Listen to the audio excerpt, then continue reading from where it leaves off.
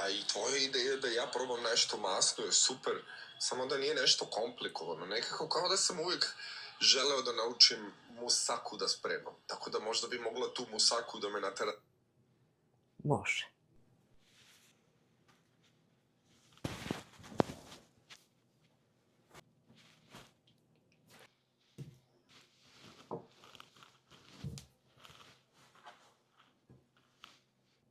Hello, hello! Amerika zove u pomoć. Kao što ste čuli, naš drug Miloš iz Amerike, koji se uglavnom zdravo hrani, ja kažem, to nije baš dobro za tebe, moraš nekada se zamastiš. On kaže, hoću drugarice, ali ne znam sa čim, ne znam da spremim. I onda mi je zadao zadatak da mu spremim, to jest da mu pokažem kako se sprema musaka i nadam se da će on biti uspješan u tome i da će odgovoriti na ovaj challenge i da će to na nešto ličiti. Uglavnom, vidjet ćemo. U ovom videu danas spremamo musaku direktno iz Kanade, šaljemo recept za Ameriku da vidimo da li oni to znaju da spreme ili ne, a vi ćete naravno pisati ko je bolji u tome. Tako da krećemo sa spremanjem. Ajde. Krećemo. Danas pravimo malu količinu, znači 2 luka sam uzela, možeš i jedan veći, zavisi šta imaš, pretpostavljam da nemaš ništa, ali može jedan veći. 4 krompira, to je sasvim dovoljno na ovu količinu, 1 šargarepu i ovdje ima pola kilograma mesa i ja uzimam čisto svinjsko. Znam da ćeš ti uzeti govedinu, provereno, teletinu kako god. Nemoj da uzimaš skroz suvu, mora da ima malo masnoće. Tako da molim te, prati recept. Nemoj da praviš neke zdrave verzije od ovoga.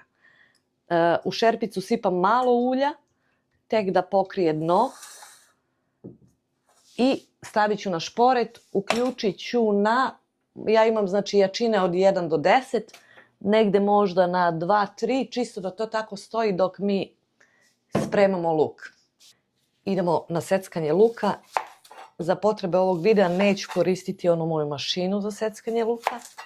Idemo ručno sve, pošto pretpostavljam da ti to nemaš. Tako da, znači može slobodno i jedna veća glavica, ne treba puno luka tu. Jednu tajnu da ti odam, početak svakog balkanskog jela, uglavnom svakog, ne znam da li ima odstupanje, znam da je pasulj odstupanje, za ostalo ne znam, počinje tako što stavljaš da se dinsta luk. Tako kad ne znaš šta ćeš da spremiš, kreneš da dinstaš luk i na nešto će da izađe.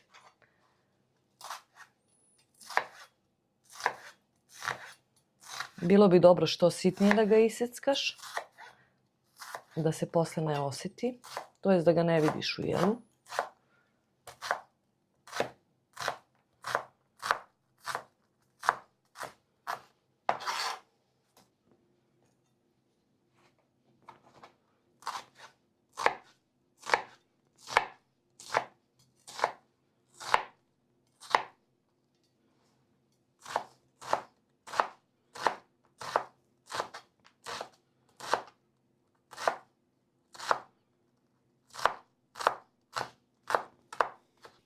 Je li to bio problem? Ajde.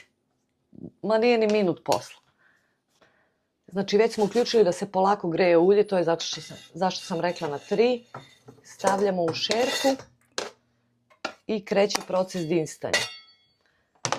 Ako ne znaš šta je proces dinstanja, to je prženje stvari, to jest na slaboj vatri. Prženje stvari na slaboj vatri, kada dobiju tendenciju da hoće da zagore, ti ih presečeš sa par kapi vode. I tako mu dušu vadiš par puta i to ti je dinstanje stručno nazvano.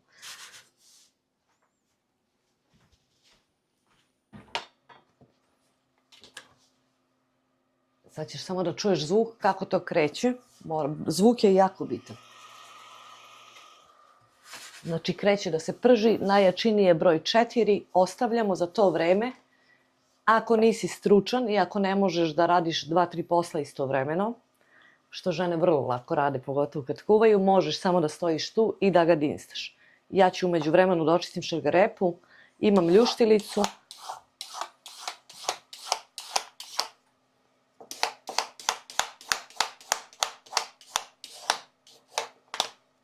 Eto ga za čas. Ne znam da li imaš, ako znaš ručno, možeš i dobro da je opereš i da uzmeš nožem i samo ovako je iščistiš. Ne moraš da imaš čistilicu, samo skineš ono što je kao prljavo. U ovom slučaju, da se pohvalim, koristim organic šargarepu. Idemo sljedeći korak. Istu dasku koristim. Profesionalni kuvari bi rekli sad moraš da menjaš dasku, pereš između svake namirnice. Ne, sve ide zajedno tako da ne moraš. Ima malo rende, ako nemaš rende, probaj što sitnije da iseckaš šargarepu na kockice, to bi bilo dobro. Da ti kažem da radiš bez šargarepe, ne bi baš. Znači ako nemaš rende, što sitnije na kockice.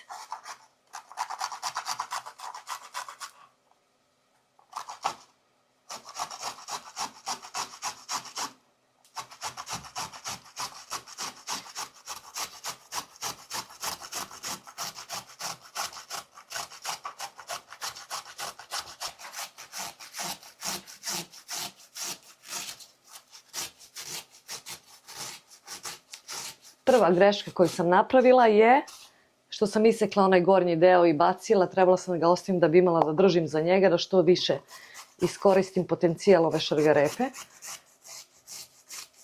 Ali nema veze. Tam, je li to bilo teško?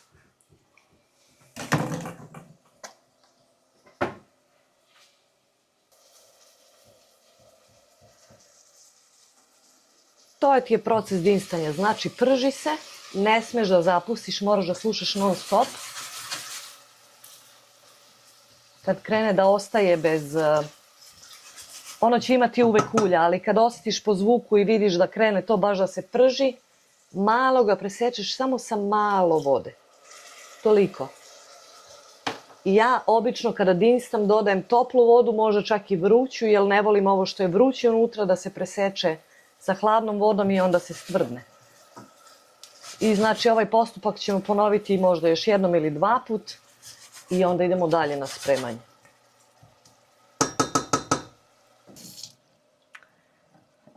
Ključ dobre domaćice, brze domaćice je da posle ima vremena i da pije kafu i da uživa u životu je da dok čekaš da se nešto završi, odmah za sobom pereš, sklanjaš, završavaš šta god možeš. Tako da...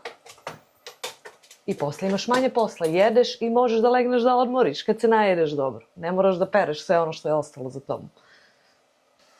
Proveravamo luk. Znači već kreće taj zvuk da se čuje kao prženje, što ne bi trebalo, jer onda će se upržiti i neće biti mekan.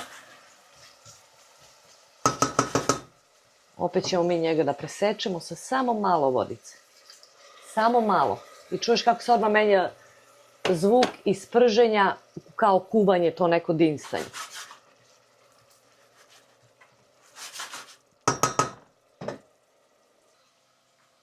Evo, čujemo zvuk da opet prelazi u prženje. Na red je došla naša drugarica šargarepa.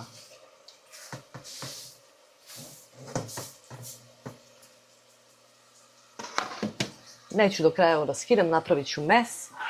I onda dodajemo meso, zato sam stavila rukavicu da ne bi morala perem ruke, da mi ne ostaju masne ruke i sve ostalo, jer pošto je ovako u komadu, volim malo da ga razbarušim. Može i ne mora, možeš sve to i ručno da radiš, ali ja volim kad sam već tu.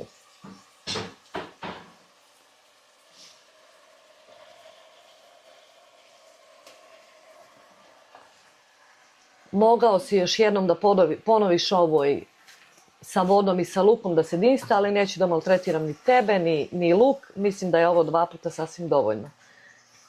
I ako vidiš ovo kao kadrove u videu, veruj mi da su ovo sekunde i moraš da budeš pažljiv, znači nema odaljavanja od šporeta, moraš biti prisutan na sceni svo vreme. Inače će ovaj algoritam da ti ode u propast.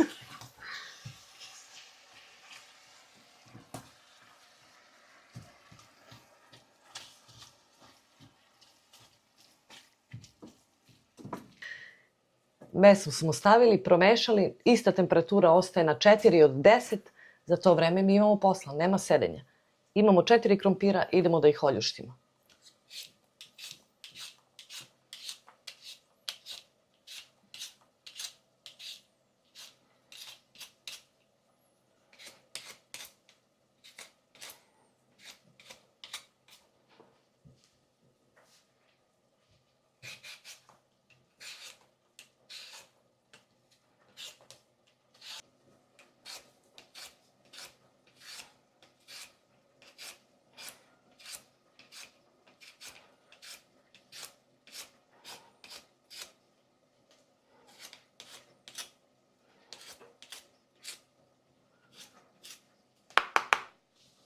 Eto ga.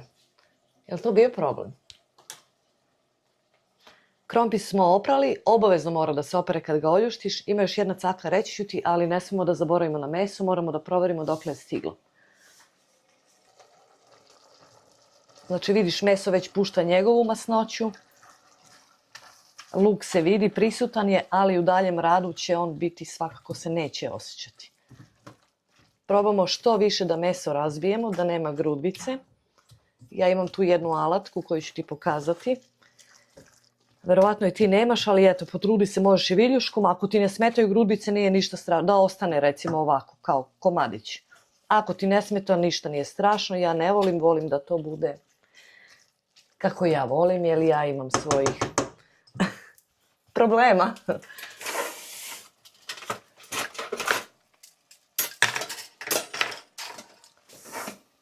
Ovo je jedna alatka jako dobra, može da se koristi za krompir pire. Ja, evo, od kad sam u Kanadi, mada ne sjećam se u životu, da li sam 2 puta pravila krompir pire iz kesice kao instant. Uvek sam spremala, kuvala krompir i kad pravim krompir pire, volim da osjetim po neku onako, kako bih rekla, gromuljicu krompira i ovo mi je jako dobro. Također isto ovu alatku koristim kada spremam neko mleveno meso i kad me sloba iznervira, ja mislim da mi je ovo vid terapije kada ja istresem sve iz sebe. Ne idem u džim, ali imam ovaj vid terapije, tako da sad ćeš da vidiš.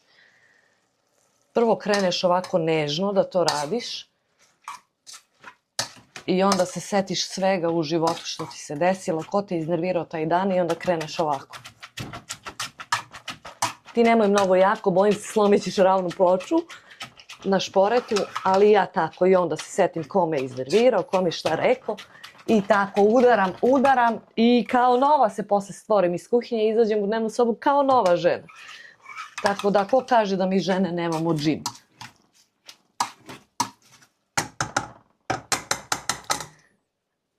Ovo ću sad samo malo da pojačam, ne želimo da bude skroz uprženo da se rasipa, ali nam treba još da se proprži malo. Za to vreme ću da ti pokažem šta radimo.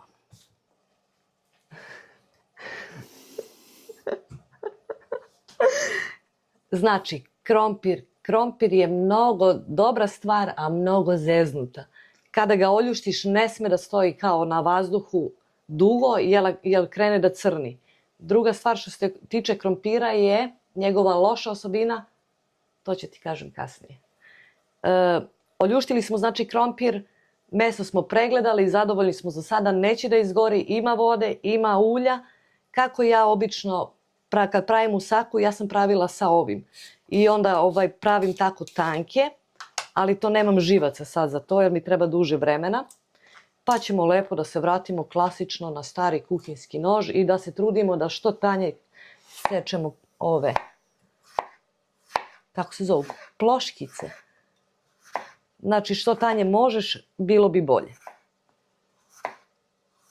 Istu dasku koristim, samo sam je plaknula kroz vodu, ne ni deterđent, ne pada mi na pamet, nema potrebe. Ja znam da tamo na kuvarskim kanalima oni imaju sve čiste daske, nože, pa sve menjaju ovo, ono, da, ali oni imaju tamo, znate koju ekipu, koje to pere, ja nemam, sama. Čim isečeš, stavljaš u vodu, znači ne sme da stoji na vazduhu dugo, mora da bude u vodi. Ovu činiju ću i kasnije koristiti tako da sve koristimo više puta, da bude što manje stvari za nas posle da radimo. I još jedna stvar što se tiče krompira, verujem da nemaš kući. Ako imaš beli, iskoristi ga. Ako nemaš i ideš u prodavnicu, uzmi ili žuti ili krompir za pečenje. Beli krompir je uglavnom za kuvanje, za čorbe, za pire i jako loše osobine ima kad se peče, ne dobije se to. Tako da, ako imaš iskoristi, ako nemaš, ako kupuješ, znači ili žuti ili krompir za pečenje. Ako hoćeš zdraviju varijantu, nikad nisam probala, možeš da koristiš tikvice, da ih oljuštiš i da ih sečeš ovako na kružiće ili možda, tikvice jesam probala, ja volim, moj niko ne voli, tako da retko spremam, volim kad odem negde da pojedem. A druga varijanta nisam probala, možda može sa onim krompirom batatom, kako god da se zove onaj slatki krompir, možda eto sa tim da probaš. Evo nas, bližimo se kraju.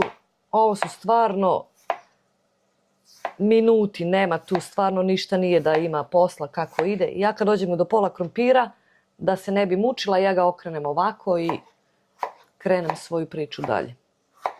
Kako god ti je lakše, bilo bi dobro što tanje, to bi bilo bolje. Ali kako god da isečeš. Znači ovdje se ne radi na snagu. Nije ovdje snaga bitna i ko će koliko da digne i da trči, da istrči. Ovdje je fina motorika. Ovdje su osjećaji, čulo, sluha. Dok ti ovo radiš, slušaš tamo meso, znači čuješ da ono ima vodu, da nije se osušilo. Nema na silu ništa. Krompir obavezno u vodi mora biti potopljen. Obavezno. Bez obzira koliko ti se čini da je to malo, pola sata pocrneće i neće biti dobar. Evo ga. Idemo da vidimo meso. Evo nas, došli smo. Pojačali smo malo meso. Ono se već prži, dinsta ili kako god. Znači ne želimo da ga ispržimo, da bude onako rasipno, da kažem kao kad je u bolonjeze sosu ili nešto. I da usput pitanje za tebe, da li si nekad jeo makarone sa bolonjeze sosom? Jel to spada u zdravu hranu? Da li sebi nekad daš oduška? I vidiš u kojoj je fazi vidiš u kojoj je fazi sada. Preći ćemo na začine.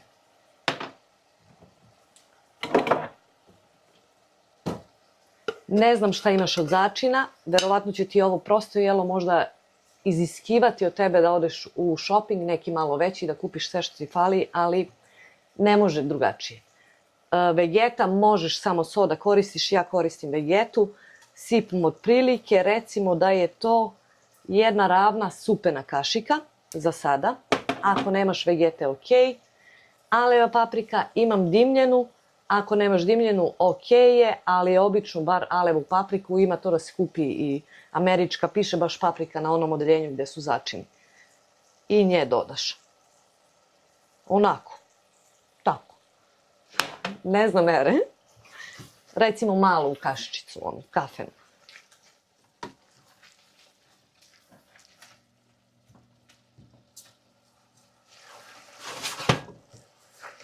Zvuk čuješ, to već znači prelazi u prženje, gubi se ona sva voda. Pošto smo stavili vegetu i alevu papriku, pustila sam 1 minut da se uprži, da meso bar poprimi malo toga. I sad probamo koliko je slano. Onako. I dodat ćemo, boga mi ja ovdje neću ništa da dodam. Moram da se konsultujem. Znači ja neću, probala sam. Ne treba mi uopšte soli više zbog vegete. Ako imaš, ako ideš direktno so, idi postepeno dok ne vidiš da je to koju ti hoćeš, salanitet. I zaboravila sam malo bibera ću dodati.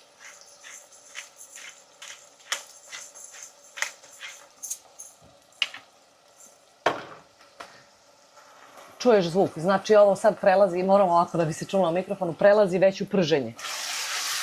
I kada mešaš, čuješ da je to prženje, da tu više nema vode.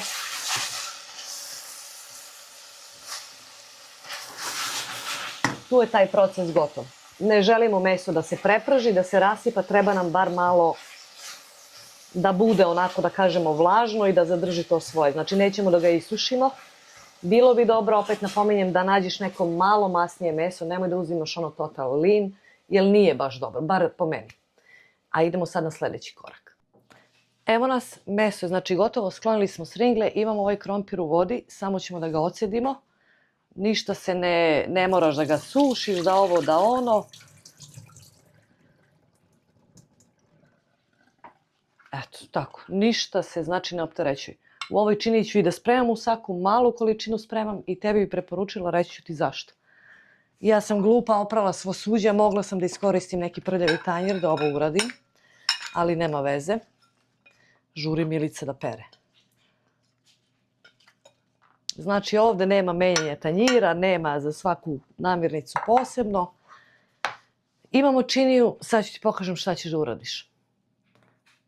Imam ovo neko ulje u spreju, kaže za grilling, nema veze. Ako nemaš, nemoj da kupuješ. možeš da pospeš samo malo ulja, znači i rukom da premažeš, znači bukvalno samo da premažeš. Možeš i ne moraš, ja više volim da se ne zalepi krompir, to je da ne zagori, sa ovim ću samo da naprskam. Ako imaš bilo koje ulje u spreju, ja mislim da imam čak i avokadovo tamo. Dobro je da imaš, ovo je dobra stvar, meni traje godinu, dve sigurno. Uzimamo polovinu od ove krompira koliko smo oljuštili i samo po dnu ređamo ovako ravno da se pokrije dno i malo eto da nije baš nabijeno, da bude rastresito ali i da pokrije dno.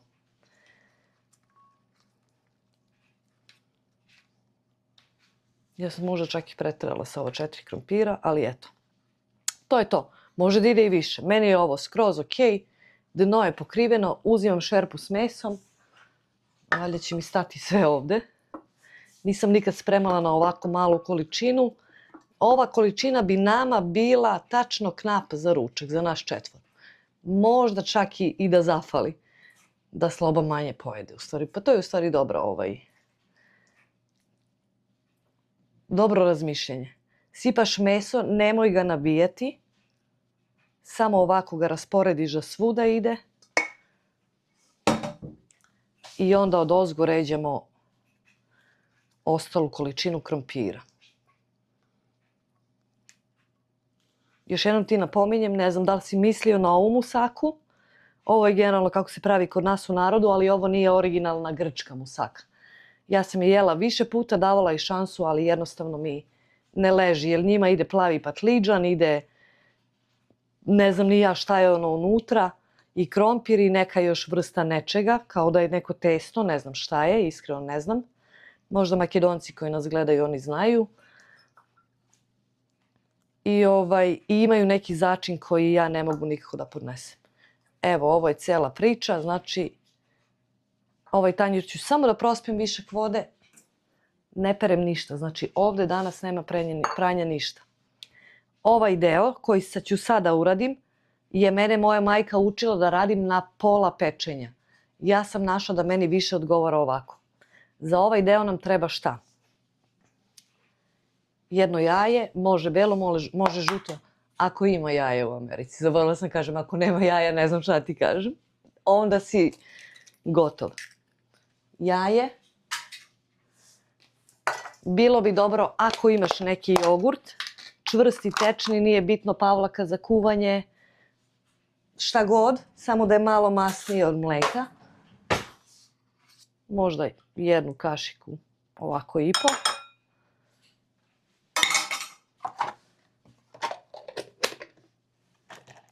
I mleka. Da to bude neka masa, sad ćemo da vidimo kakva. Znači jogurt je bitan zbog gustine i te kao kremas, da bude kremastije. Nemoj da koristiš voćni jogurt, molim te. Nemoj da izmišljaš. I da ti kažem da voćni jogurt, ako kupuješ u radnji, ne praviš ih sam, nisu zdravi. To je najveća, kako da kažem, laž koja postoji da je voćni jogurt zdrav, veruj mi nije. Bolje ga napravi sam. Evo, to je ovako. Mislim ono retko. Ništa, nešto, malo gušće od mleka. Ja so neću stavljati, jer mi je ovo meso dovoljno slano, a i svakako uvek svako sebi može da dosoli kada želi. Zaboravila sam najbitnije pre nego što sam počela sve ovo. Palimo rernu na pečenje na 180. Uzimamo ovu smesu i gledamo da je razlijemo svuda. Znači, kažem, moja mama, kako je mene učila, stavlja to na pola pečenja.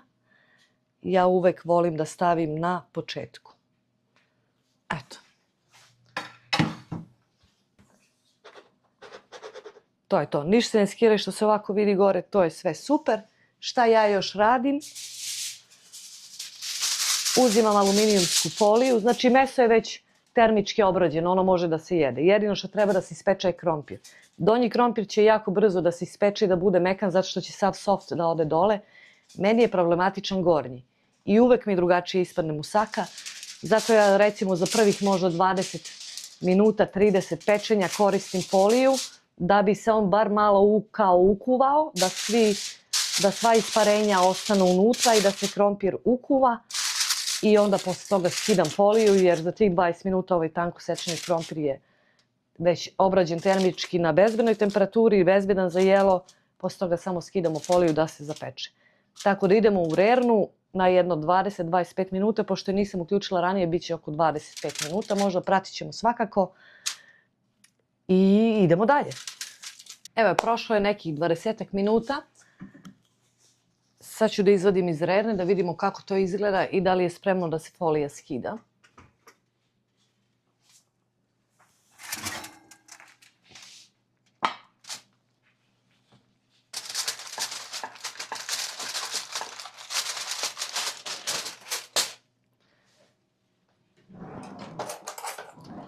Znači, izgleda isto odozgo, hoću da probam da li je krompir omekanio, nije.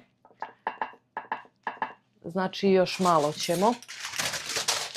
Zato je jako bitno da bude žuti krompir ili krompir za pečenje, beli onda bude moj je žuti, ali beli bude još tvrđi. Vraćamo još jedno, možda 10 minuta. Idemo drugi put da vidimo šta se dešava, drugi i posljednji put šta god da je mekan ili ne. Idemo bez folije.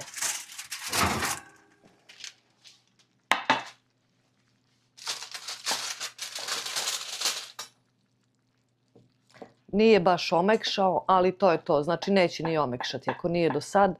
Sad još jedino vidiš da tu ima sosa i svega. I sad vraćamo još jedno 10 minuta, pazimo da se zapeče, da dobije onu lepu rumenu boju. Vidiš kako je ostao ovdje na foliji, znači treba nam da potamni. 10 minuta.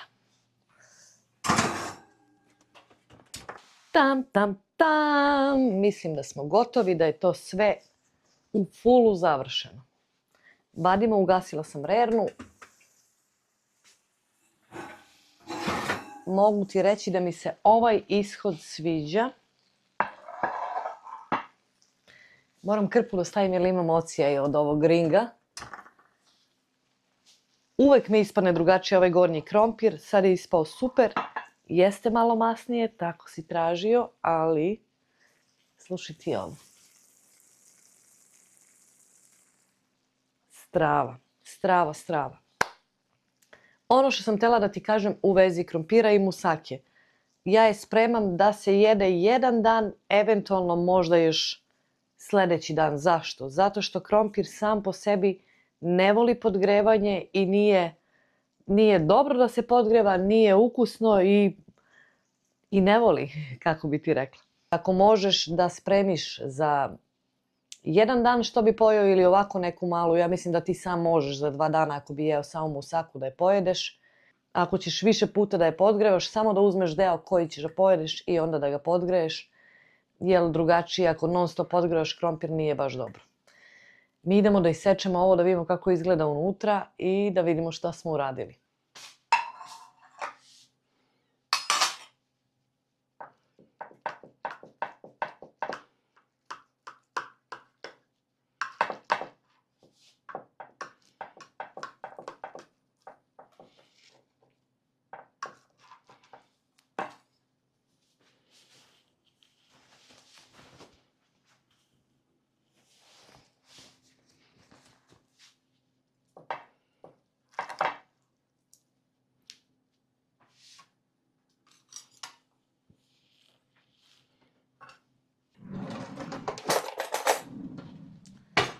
I evo kako izgleda finalni proizvod. Trebala sam malo da sačekam da se prohladi da bi to bilo još malo, kako da kažem, čvršće, ali dok sam izvadila malo se raskupusalo što se kaže. Evo, red krompira, red mesa, red krompira, masno nije toliko koliko si mislio.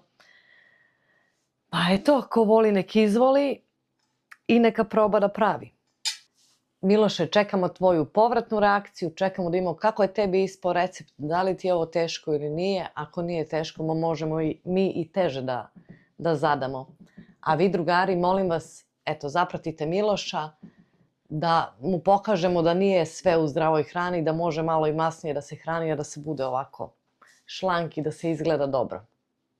Pored toga zapratite i mene ako niste. Like, share, subscribe.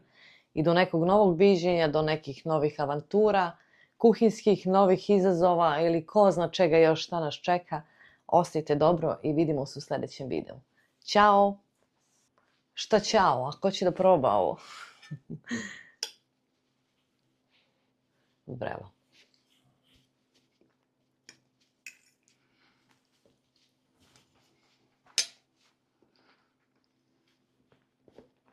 Odlično, odlično. Možeš da serviraš sa možda stimovanim brokolijem, karfiolom, bilo kojim povrćem možeš da serviraš sa svežim paradajzom. Ja obično serviram ili je paradajz sa strane ili je neka zelena salata. Volim da bude malo kiselija i jedem hleb uz ovo. Ti verovatno nećeš. Veliki pozdrav i vidimo se. Ćao!